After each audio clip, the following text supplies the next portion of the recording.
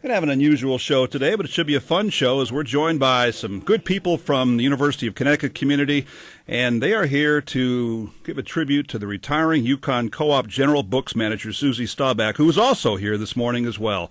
Yes, we're joined in studio today by Wally Lamb, Sam Pickering, Lynn Bloom, and Bruce Cohen here to talk about Suzy Staubach and her retirement and what she has meant to the Yukon community, especially through the bookstore. Folks, good morning. Thanks for coming in today. And, well, Wally, let me start with you. What are we doing here today? Well, we're honoring Suzy Staubach, as you mentioned. She's probably sitting in her chair dying because she's so self-effacing, and she does not like to call attention to herself. But we really want to call attention to her because she has been really integral to all of our careers. And also, one thing that people in this area don't realize is that she is a national figure in book selling, regionally and nationally. When I go to the big book shows around the country, everybody loves and certainly knows Suzy's good work. Sam Pickering, you want to add your two cents on this? Suzy's here, so we can't tell the truth, can we?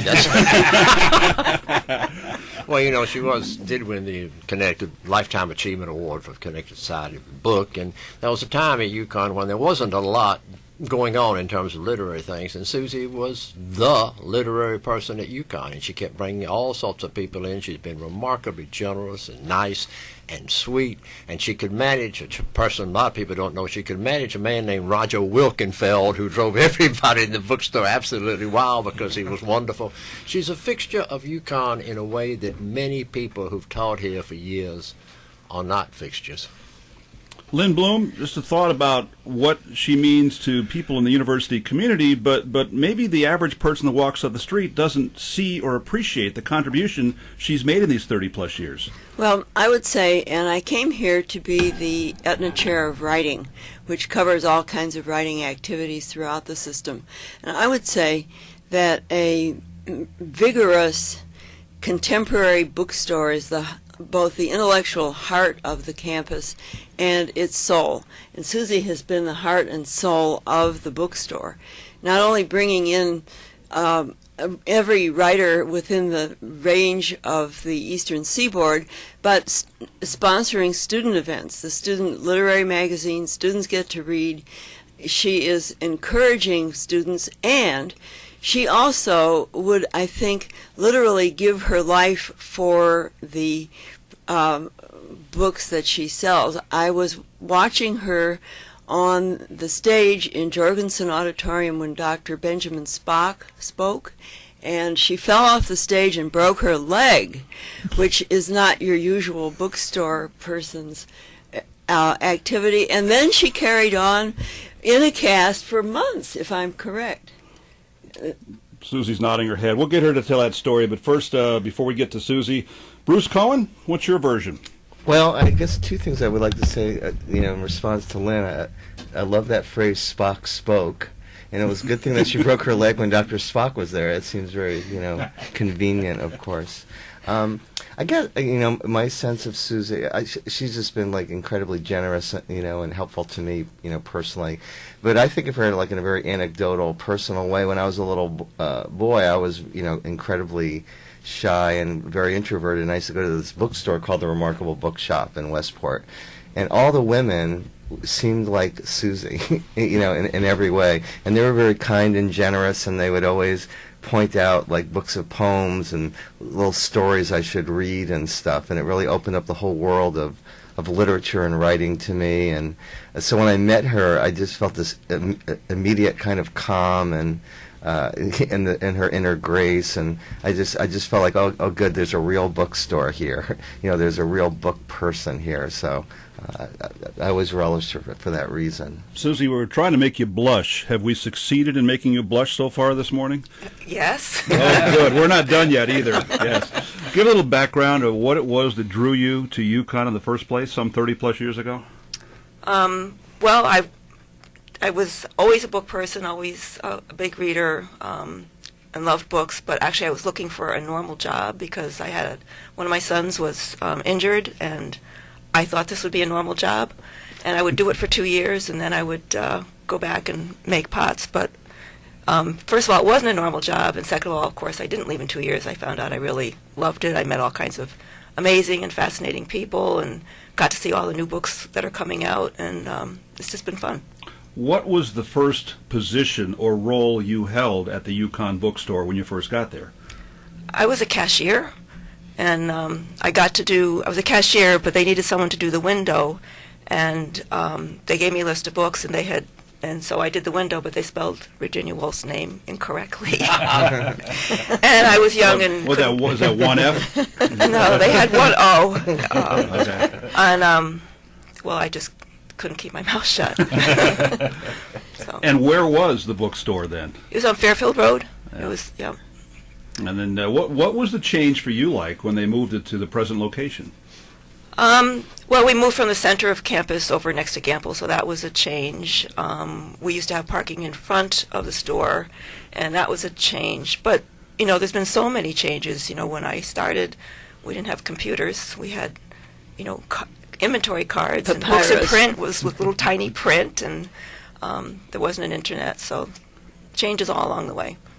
And we heard the story of Roger Wilkenfeld. What's your version of that story? There's a little story. Well, He's just I know. that all the time. You can't talk about him. No, I adored Roger.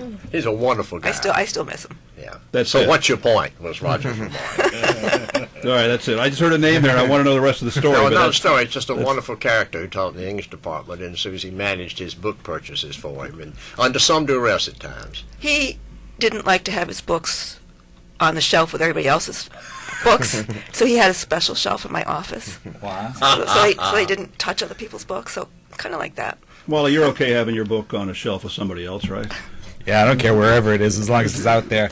But Suzy mentions her office, and I do have to tell you that you have to visualize that it was sort of like when you walk into Suzy's office, it's kind of like an episode of Hoarders, except it's all galleys, books that and she reads everything too. I don't know. She must be like the most champion speed reader, but these towers of books that she's either gotten to or is going to get to. She gets the advanced copies, and it's really quite a sight to behold. She told me when they moved from the store next to Gamble to the other place that she was she was going to clean up their office, and she was going to really it was going to be organized, and I don't know. That might have been a false promise because I have yet to see Suzy's office over there in the new store, but I have a feeling it looks much the same. It's a clone of the previous office, only slightly larger, but you still get the impression that it's sort of under a stairwell where you could curl up. Only if you're curling up with a good book, this curling up with 10,000 books that are about to envelop you. Well, Suzy, I kind of share that experience with you. But do you find that when you clean it up, you can't find anything anymore? But you know where everything is right now. I know where everything is. Yeah, that's the point. Yeah. So who cares? Yeah. Once in a while, people make remarks. Well, you didn't walk into that office. You hovered on the outside of the office because you could not walk in. Now, of course, this morning we're doing a loving tribute to the contributions of Suzy Staubach, who's retiring as a general books manager at Yukon. And one, besides the zingers and the stories and so forth, there's also something we want to talk about today, and that is the cash mob in Suzy's honor. What is the cash mob? The cash mob, which is organized by Greg Anderson, who isn't here, is modeled on a flash mob. So on this weekend, Saturday and Sunday, when the bookstore is open from, is it 10 a.m. to 7 p.m.? To 9. To 9 p.m. Emails have gone out encouraging the entire listening area to go in and buy a book in Suzy's honor. Suzy said for a bookseller, what would be a better tribute than to buy a book? So the books are there. If there are any that you want to emphasize, Suzy, let us know. And so any book bought over the weekend will be a tribute to Suzy. So do you have any recommendations here? What do you think, Suzy? Well, I'm sitting in a room with 4 authors. Of course, we would start with their books. Absolutely. Absolutely. And we have plenty on hand, so good for that. We like to recommend books, and I like to recommend books for particular people. So if you come in and you're buying for your grandchild or you're buying for yourself, it would be a different book for a different reader. That's what we try to do. Speaking of different audiences, I'm wondering if Suzy can tell us a little bit about the Children's Book Festival that she runs every year.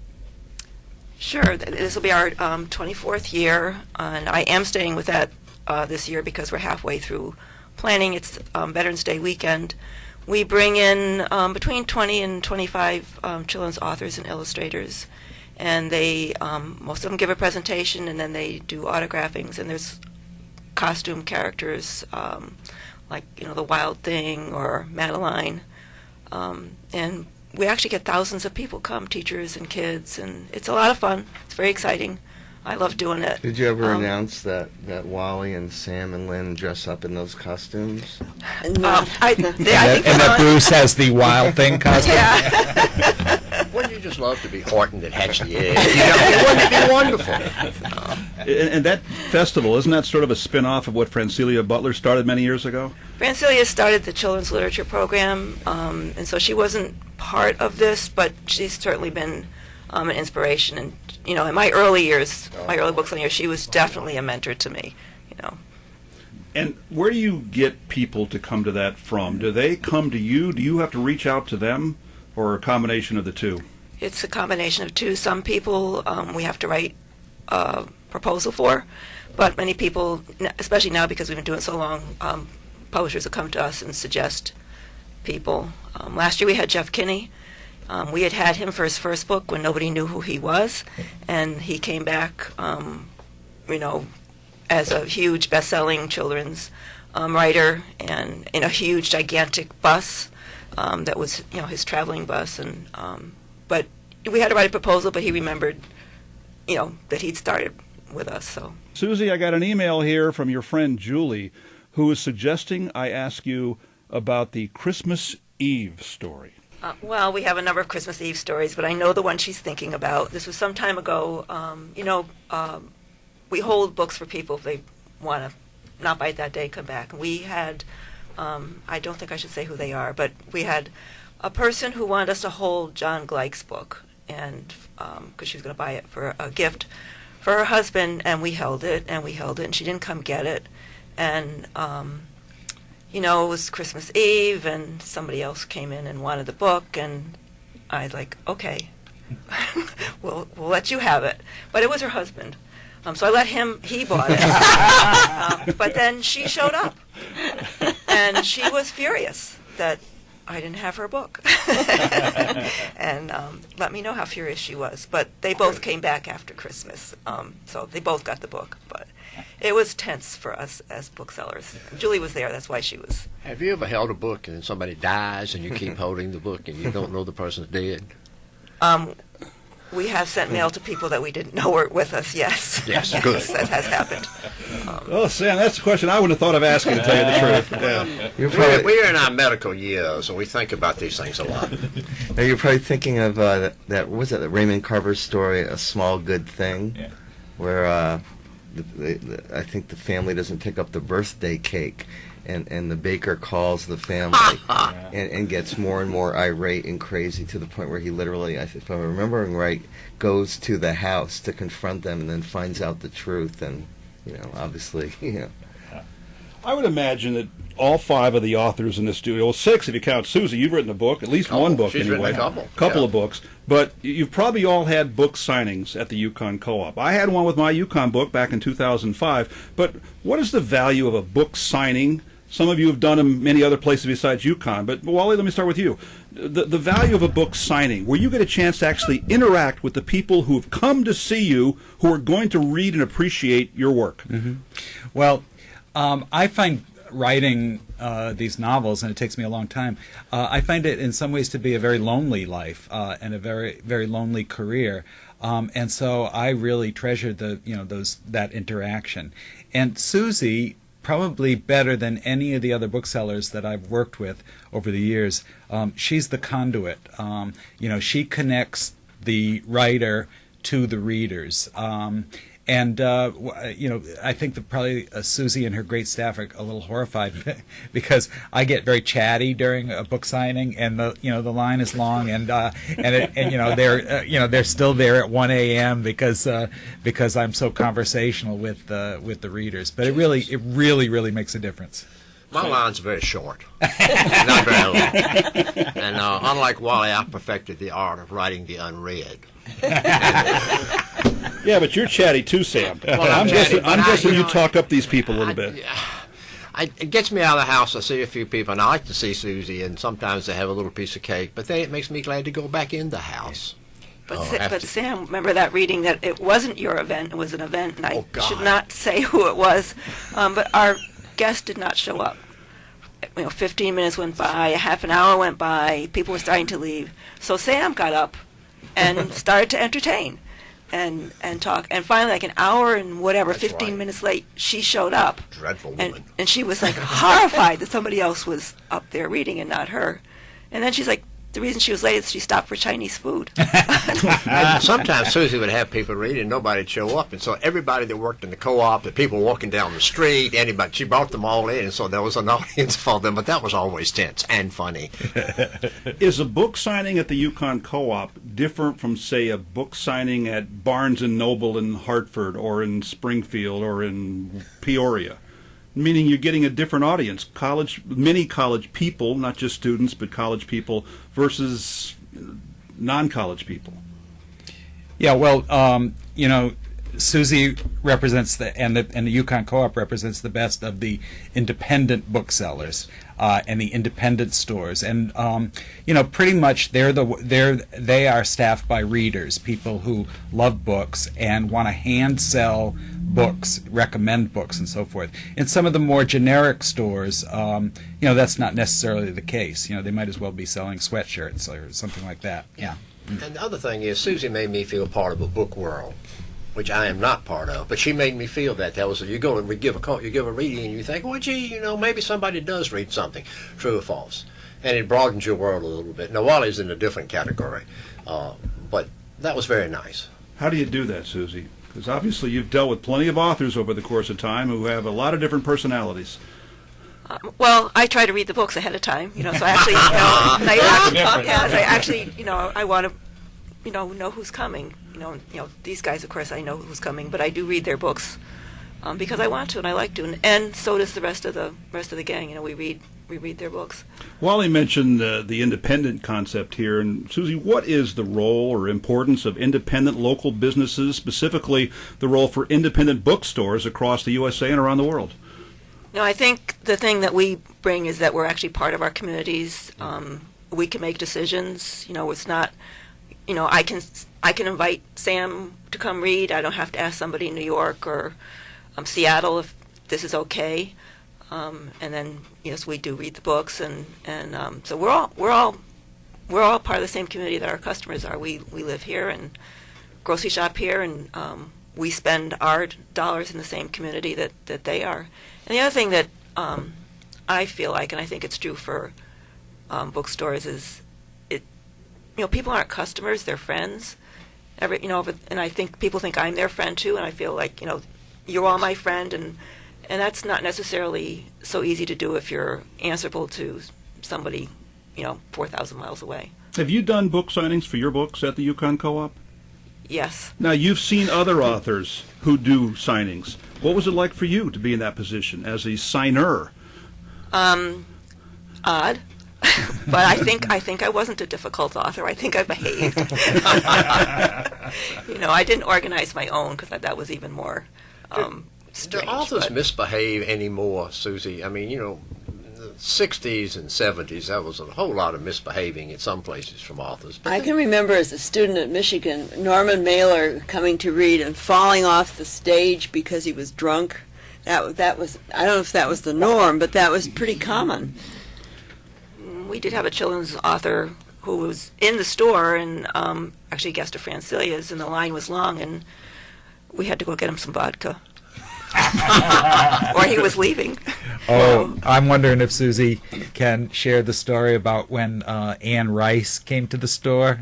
Oh yeah, she had all kinds of roles too. Some authors have all kinds of roles, and she needed tab, and her publicist needed Budweiser in a long neck bottle, and I don't know why I remember all these rules, but we had a lot of rules, and yeah, and it was like, and we had to have a big elaborate thing for her, so there was bands and displays and all kinds of things and huge lines, and she had with her a bodyguard who was also a masseuse. So periodically, everything would have to stop, and he would massage her signing hand. Now that I know about that, I'm going to ask for that. Yeah. Speaking of falling off the stage, what was your version of the Dr. Spock story? We did that at Jorgensen. Everything isn't in the bookstore. We do go other places for other events, and that was a big line too. We'd given a talk, and it was a big line, and there was at that time on the stage there was a curtain that I didn't realize went to nowhere. So I was trying to move the line, and everyone wanted to talk to him about chickenpox their child had in 1953, and I'm like, trying to get them gently and nicely, and I stepped back and fell 10 feet down into this dark place, and was proud of myself that I was standing up when I landed, which of course was dumb because I broke my foot and my ankle, and he kept signing. He did keep signing, and finally the other bookstore who was with me realized that I wasn't there anymore. So yes, then they saved me. And of course, the most thing, I was upset that I didn't finish, but then I didn't get to go to have lunch with him either. But he was a pediatrician, so he didn't really feel it was his job to take care of me down there. Well, as Dr. Spock's biographer, I might say that he was with his second wife, who would not allow him to attend to you. I was watching, and she kept a very tight rein on him, and he was no longer a practicing pediatrician, but I could also see that had he had his druthers, he would have been down there helping you, because that was his, not only his training, but his instinctive nature. And Lynn, we've done creative writing programs with you and others from UConn, and I wonder what you think that having an active general books manager, as Suzy's legacy is being talked about this morning, is what that does for people's ability to write.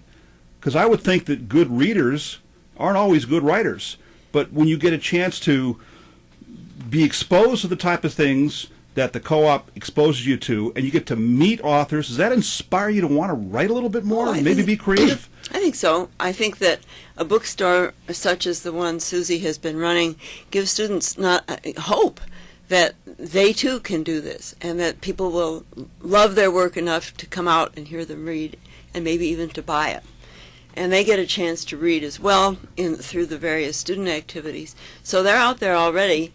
And it's a climate that is incomparable. It's very different from being in a classroom where you're with your 10 best pals and you can all compliment each other because you know that they will see you the next day. This is a public audience who comes because they want to. Suzy, how is the separation of the general books from the textbooks and merchandise, what effect has that had upon the bookstore? I think it makes us feel more like a bookstore instead of just a section in the store, and gives us a little more freedom to do things. We have a special event space now. We have the theater that we share with the Puppet Museum, but we can do like jazz on Thursday nights, and it's not disrupting something else. It's just enhancing it. And we have a piano in the store, and people can just start, if they know how to play, can just start playing, and that's nice. Or if they don't. Well, but we can do a few more things that we couldn't really do before because it was not really conducive to the other parts of the store. I remember a day, 20 or so years ago, that I played that song by the Guess Who about 7 o'clock in the morning, and Wally Lamb heard that song, and then what happened, Wally? You've told this story a few times before, but this is the day to tell it. I was driving down to my teaching job at Norwich Free Academy, and I had just finished the first draft of this novel that I didn't know what to call, and I heard Undone by the Guess Who, played by Wayne, on 1400 WILI, of course, and I got so excited that was going to be the title of the book that I almost drove off the road there on Route 32. I could have ended up like Suzy Staubach at the Yukon signing for Dr. Spock. But then you told the kids at your class in Norwich, and what they think about it. Yeah, well, imagine kids at about 7:30 in the morning. They're all, they've all got their heads down on their desks, still sleeping while the morning announcements are going. So I burst in and I said, "Guys, what do you think of this for, a book title? She's Come Undone." And they, their heads popped up off the desk and they're like, "Yeah, whatever, Mr. Lamb. Yeah, that's good, that's good, that's good." And then they went back to sleep. That was great. Now, of course, that finally hits the stores after many years of being in your head and in your paperwork and so forth. But was it special for you to have it on the shelf at the Yukon Co-op bookstore? I mean, of all the places it was on sale, that's kind of right here in your backyard where you ply your trade. Yeah, I was. My family and I were living in Willimantic at the time, and this is how good and how dedicated Suzy is. They have these advanced reading copies. I still remember the cover. It was just plain gray, and it says, She's Come Undone by WILI, who's he. And Suzy was good enough to read the advanced copy and then promote the book and invite me to a signing. Yeah, that was big. It's like, it made me feel like a real writer rather than just, somebody who was, having a fantasy about being a writer. Suzy, you have any memories of the first time that you ran across WILI, or the first time you saw the book, She's Come Undone? I definitely was excited about the book and excited to get to read it. And WILI's been really great to us. He's, done a signing with us for each of his books, which I really, really appreciate. I don't remember when I first met him. I certainly knew who he was. I knew who he was before the book. I was very excited about the book, and then later on at an ABA, when the book was being promoted and launched, they had special bottles of wine with a label on it with the cover of the book, and I thought that was so cool. Yeah. The editor of the New York Times Book Review, so this bookstore or book industry politics, and this lovely elderly woman was seated next to me at this fancy lunch that they were having with my name on the label of the wine and so forth, and I could tell that I didn't know who she was, but I could tell that people were fluttering around and they were nervous about how this was going. And so afterwards, the people from the book company come rushing up to me and said, "Well, how did it go with Rebecca?" And I said, "It went fine." I said, "But she was a little put out when I, mentioned that she was eaten like a lumberjack." And of course, I hadn't really said that, but I could see the blood draining out of the publishers' faces. Of course, WILI's longtime assistant, Joe Darda, has been a guest here a couple of times, too, because besides helping WILI out, he was also the top Connecticut finisher in the Boston Marathon, and he's also run here in the Willy Whammer race in Willimantic, and now he's heading off to Texas, where we wish him well. But, Sam Pickering, you have also, at your advanced age, have run in the Willy Whammer road race, haven't you? Well, I was running very well in the Willy Whammer. I was last, of course, but that's all right. You get a prize if you finish last. But at 10.5 miles, my back seized up, and I fell over on the concrete, and that was the end of the race. And I'm sorry I have to go now, but I pulled some poison ivy, and I thought that mind over matter was a good thing, and that works in the philosophy class, but it ain't worth a damn when you pick poison ivy, and I have to get some medicine. Sam, I give you credit for running that mini marathon, the half marathon here, the Willy Whammer road race, and look for you next year as well. Sam Pickering's got to leave, but we do have our guest here today. Bruce Cohen, just thoughts about what it's like for you to actually have books that have been on sale at the Yukon Co-op. I mean, like the question to WILI, it's got to be special for you too.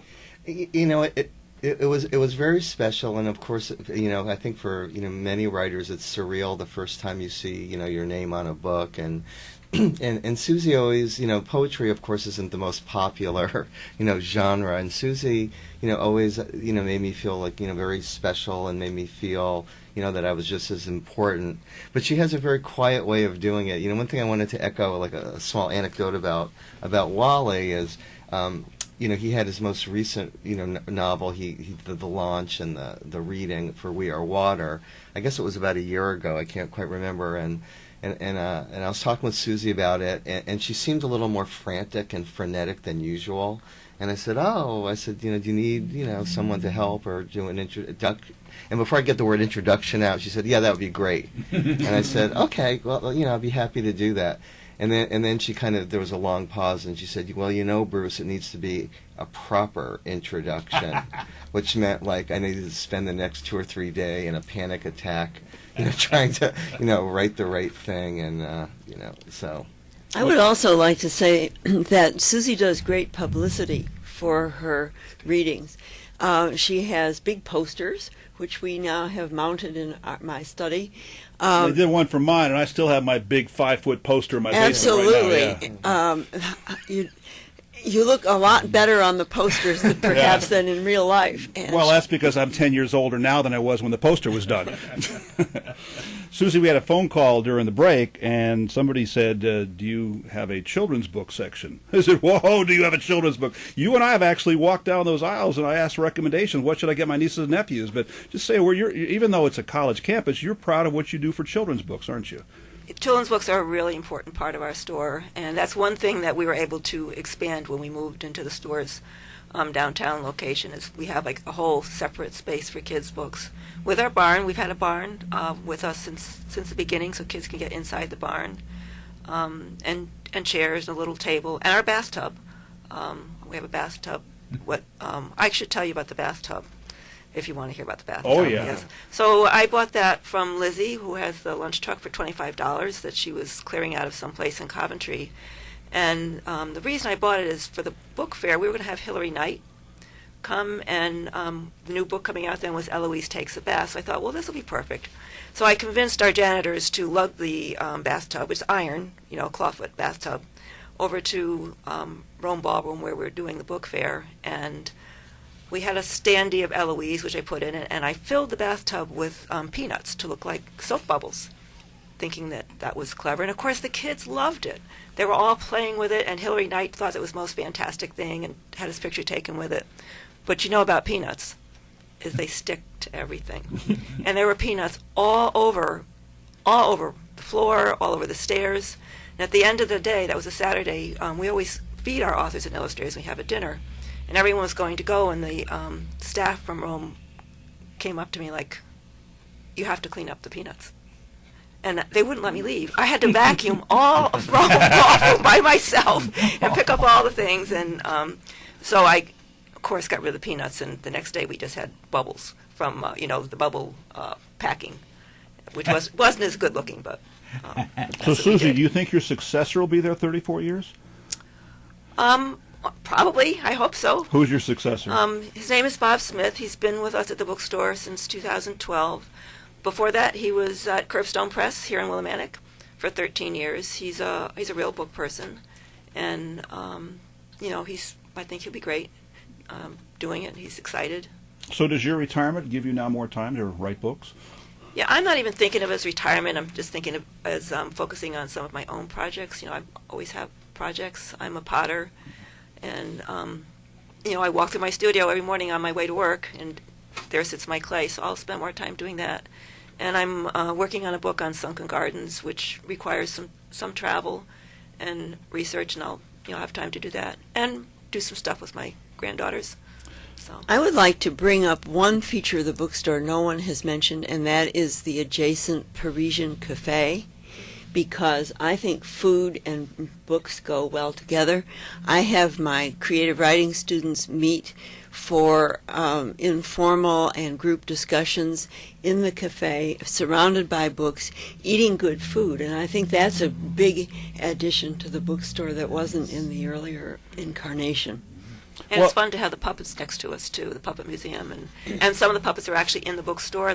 We were in the parade last year, and they made giant heads of Connecticut authors, and they wore the big heads in the parade, and we just carried big signs with the jackets. But it was fun. Hey, speaking of parades, Wayne, do you have your costume for the Boombox Parade picked out yet? Well, it's 8 days away, Wally. It's sort of a work in progress, but yeah, we have. Well, when you do a book, don't you do some sort of a rough draft so you have an idea where you want to go? Yes. It's still in the rough draft category, but we've got a framework for it, and we're good to go here. It's the 30th parade, and I will I haven't said this on the air yet, but since you brought it up, I will say that since it's the 30th parade, there will be a little connection to the first parade. A little bit of a tribute to 86 when we did that first parade that I wasn't sure it was going to work, but it worked pretty well. Yeah, so, excellent. You're going to be watching, or you're going to be in it? Oh, I always watch. Yeah, somewhere around town hall. Wouldn't this be the year to change that? Maybe to walk down the street and, of course, bring a radio. Only if I could be, one of the fish heads in the Fish Head Society. Well, we can connect you with them. Yeah, because you got the legs for that gig. Yeah, right. Suzy, what was your background before you came to this job? Oh, I was a waitress, various things. Had a lot. I was a stringer for the Chronicle for a while, with a typewriter in my car, typing in the middle of the night after covering town meetings. I did a lot of little jobs that I didn't stay at very long. I was making pots before I came to the bookstore, doing pottery. Let me wind the show up this morning and let each of you have a comment, starting with Suzy here, about what the bookstore brings to the community at large beyond just book sales, the importance of the Yukon Co-op bookstore. I think it's a place for people to connect with each other. It's a place to discover new ideas. It's a place to, maybe a respite from the frantic pace of life where you can just be in a calm atmosphere.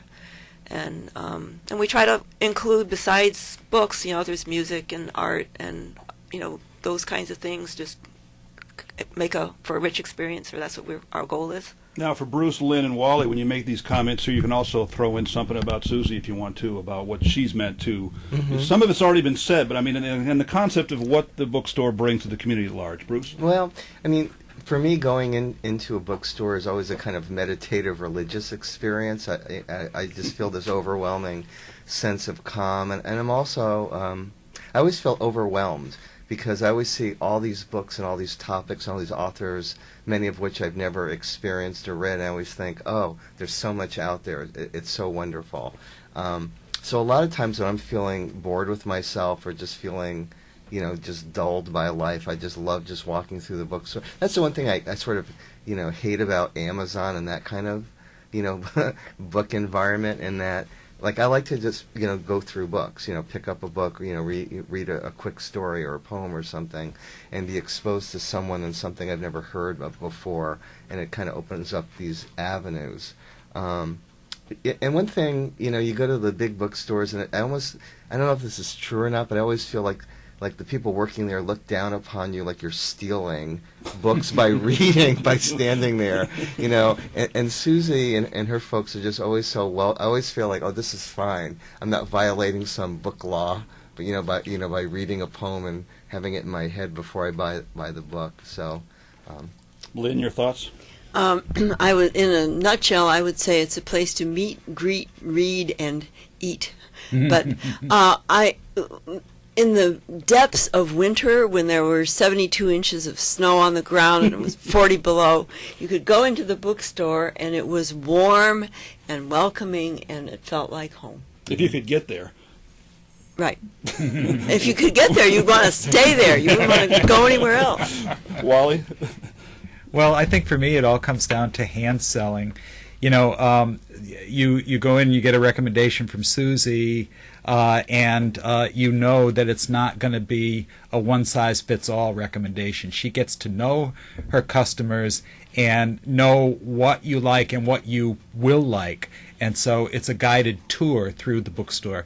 And I would also say that this will continue when Suzy leaves the store.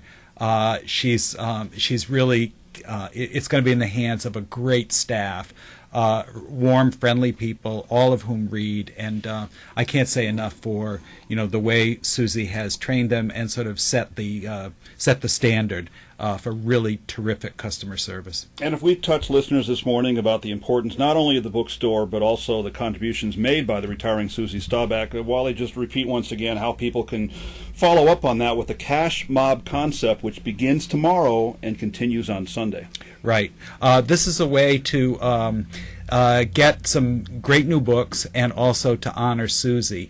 because she's the type of person that she is, when she was approached about some kind of a tribute and some kind of a gift to give her for her retirement, she turned it right back to the readers and said, "Come in, buy a book, and that's all the tribute that I need." And you notice she said buy a book and not a T-shirt. Well, I know this much is true, that Suzy Staubach has had a legacy that will live forever at the Yukon Co-op bookstore. She was the general books manager, stepping down after 34 years. And Suzy, I'm glad you could make it today, too. I know there was some thought that maybe we just tell stories and you wouldn't be here. I'm glad you were here to be able to tell your version of the stories as well. Suzy Staubach, joined by Lynn Bloom, Bruce Cohen, Sam Pickering, and Wally Lamb this morning on 14 WILI.